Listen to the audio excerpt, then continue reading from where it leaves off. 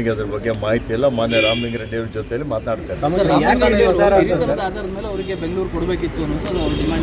ಇದೇ ನೋಡಿ, ರಾಮಲಿಂಗಾರೆಡ್ಡಿ ಸಾಹೇಬರು ಅತ್ಯಂತ ಹಿರಿಯ ನಮ್ಮ ಪಕ್ಷದ ಮುಖಂಡರಾಗಿದ್ದಾರೆ.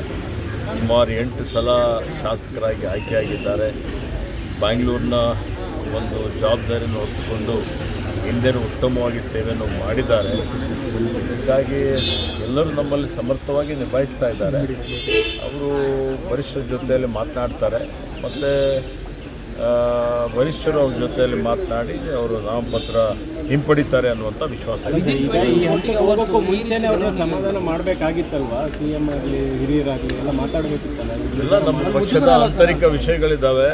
ನಮ್ಮ ಪಕ್ಷದ ವರಿಷ್ಠರು ಇದನ್ನು ಸರಿಪಡಿಸ್ತಾರೆ. ವರಿಷ್ಠರು ಬರ್ತಾ ಇದ್ದಾರೆ. ರಾಹುಲ್ ಗಾಂಧಿ, ಖರ್ಗೆ ಅವರೆಲ್ಲ ರಾಜ್ಯದಲ್ಲಿ ಬಂದಿದ್ದಾರೆ. ಆ ಟೈಮಲ್ಲೇ ರಾಜೀನಾಮೆ ಕೊಟ್ಟಿದ್ದಾರೆ. ನಿಮಗೂ ಒಂಥರ ಹೈಕಮಾಂಡ್ ಅವ್ರಿಗೆ ಅದ್ರ ಬಗ್ಗೆ ಮಾಹಿತಿ ಇಲ್ಲ. ಮಾನ್ಯ ರಾಮಲಿಂಗಾರೆಡ್ಡಿ ಅವ್ರ ಜೊತೆಯಲ್ಲಿ ಮಾತನಾಡ್ತಾರೆ.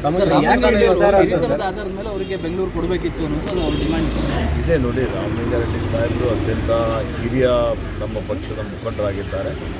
ಸುಮಾರು 8 ಸಲ ಶಾಸಕರಾಗಿ ಆಯ್ಕೆಯಾಗಿದ್ದಾರೆ.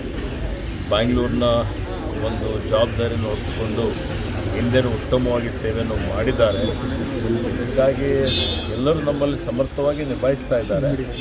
ಅವರು ವರಿಷ್ಠರ ಜೊತೆಯಲ್ಲಿ ಮಾತನಾಡ್ತಾರೆ ಮತ್ತು ವರಿಷ್ಠರು ಅವ್ರ ಜೊತೆಯಲ್ಲಿ ಮಾತನಾಡಿ ಅವರು ನಾಮಪತ್ರ ಹಿಂಪಡಿತಾರೆ ಅನ್ನುವಂಥ ವಿಶ್ವಾಸ ಇದೆ. ಮುಂಚೆನೇ ಅವ್ರನ್ನ ಸಮಾಧಾನ ಮಾಡಬೇಕಾಗಿತ್ತಲ್ವಾ? CM ಆಗಲಿ ಹಿರಿಯರಾಗಲಿ ಎಲ್ಲ ಮಾತಾಡಬೇಕಿತ್ತಲ್ಲ. ಎಲ್ಲ ನಮ್ಮ ಪಕ್ಷದ ಆಂತರಿಕ ವಿಷಯಗಳಿದ್ದಾವೆ. ನಮ್ಮ ಪಕ್ಷದ ವರಿಷ್ಠರು ಇದನ್ನು ಸರಿಪಡಿಸ್ತಾರೆ. ವರಿಷ್ಠರು ಬರ್ತಾ ಇದ್ದಾರೆ. ರಾಹುಲ್ ಗಾಂಧಿ, ಖರ್ಗೆ ಅವರೆಲ್ಲ ರಾಜ್ಯದಲ್ಲಿ ಬಂದಿದ್ದಾರೆ. ಆ ಟೈಮಲ್ಲೇ ರಾಜೀನಾಮೆ ಕೊಟ್ಟಿದ್ದಾರೆ. ನಿಮಗೂ ಒಂಥರ ಹೈಕಮಾಂಡ್